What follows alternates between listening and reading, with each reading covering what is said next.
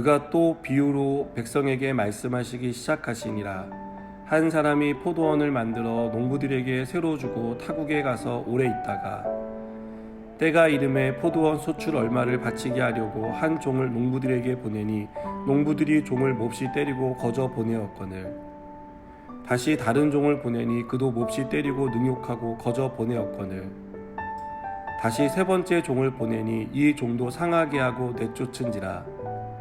포도원 주인이 이르되 어찌할까, 내 사랑하는 아들을 보내리니 그들이 혹 그는 존대하리라 하였더니 농부들이 그를 보고 서로 의논하여 이르되 이는 상속자니 죽이고 그 유산을 우리의 것으로 만들자 하고 포도원 밖에 내쫓아 죽였느니라. 그런즉 포도원 주인이 이 사람들을 어떻게 하겠느냐. 와서 그 농부들을 진멸하고 포도원을 다른 사람들에게 주리라 하시니 사람들이 듣고 이르되 그렇게 되지 말아지이다 하거늘 그들을 보시며 이르시되 그러면 기록된 바 건축자들의 버린 돌이 모퉁이의 머릿돌이 되었느니라 함이 어찌미냐. 무릇 이 돌 위에 떨어지는 자는 깨어지겠고 이 돌이 사람 위에 떨어지면 그를 가루로 만들어 흩으리라 하시니라. 서기관들과 대제사장들이 예수의 이 비유는 자기들을 가리켜 말씀하심인 줄 알고 즉시 잡고자 하되 백성을 두려워하더라. 아멘. 우리가 잘 아는 속담 중에 물에 빠진 사람 구해주니 보따리를 내놓으라는 말이 있습니다. 이것은 구해진 은혜는 잊어버리고 자신의 보따리를 달라는 뻔뻔한 사람의 행동을 가리키는 것이라 생각합니다. 오늘 본문에 나오는 농부들의 모습이 이 속담과 딱 들어맞습니다. 이들은 포도원 주인에게 땅을 빌렸습니다. 땅을 빌린 것에 대한 세를 주기로 약속을 맺었습니다. 그러나 이 약속은 이행되지 않았습니다. 포도원 주인이 3번이나 종을 보냈지만 농부들은 이 종들을 때리고 상하게 해서 내쫓을 뿐 주인에게 주기로 약속한 세를 주지 않았습니다. 포도원 주인은 마지막으로 자신의 아들을 보냅니다. 농부들이 이 아들은 존대할 것이라고 생각했기 때문입니다. 하지만 그들은 주인의 아들이 상속자가 된다는 것을 알고 그를 죽이기로 모의합니다. 그래서 그 포도원을 자신들의 것으로 영구히 가지려는 그런 야망을 드러냅니다. 예수님은 이것을 비유로 말씀하셨습니다. 농부들은 바리새인과 서기관들을 비롯한 그 당시 종교 지도자들을 가리킵니다. 그리고 종들은 하나님께서 보내신 선지자들을 의미합니다. 그리고 마지막에 포도원 주인이 보낸 아들은 바로 하나님의 아들이신 예수님을 가리킵니다. 유대 종교 지도자들은 하나님께 받은 은혜를 잊어버렸습니다. 자신들에게 베푸신 은혜를 기억하고 감사하며 그 은혜에 보답하는 삶을 살아야 했지만 그들은 감사하기는커녕 하나님이 보낸 선지자들을 박해하고 죽이는 악행을 저질렀습니다.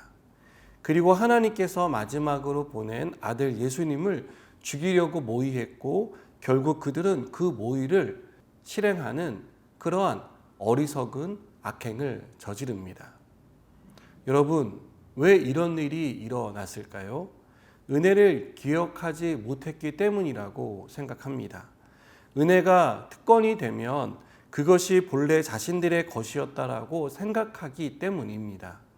절대로 자신들의 소유가 될 수 없는 포도원을 소유로 삼으려고 하는 인간의 욕심이 그 포도원 주인에게 마땅히 돌려야 할 영광을 돌리지 않는 그러한 죄악으로 드러나는 것입니다.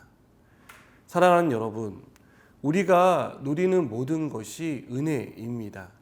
우리가 숨을 쉬는 것, 자고 일어날 수 있는 것, 걸을 수 있는 것, 먹고 마실 수 있는 것, 이 모든 아주 작고 사소한 일들로 보이는 것들이 하나님의 은혜가 없이는 작동할 수 없는 일들이라는 것을 우리는 기억해야 합니다.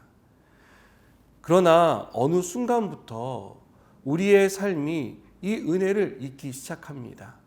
이 작은 것들이 하나님이 우리에게 내리신 은혜라는 것을 잊어버리고 내가 본래부터 할 수 있었던 능력으로 여기게 됩니다. 이것은 은혜가 내가 당연히 누리는 특권으로 자리 잡는 것입니다.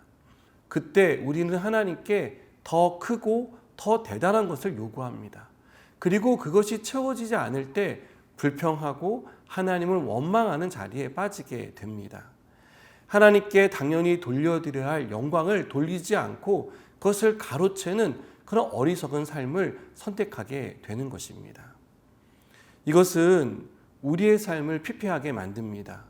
이미 받은 많은 은혜들을 생각하지 못하고 깨닫지 못한 채 더한 것을 바라며 불평하는 자리로 우리를 몰아넣습니다.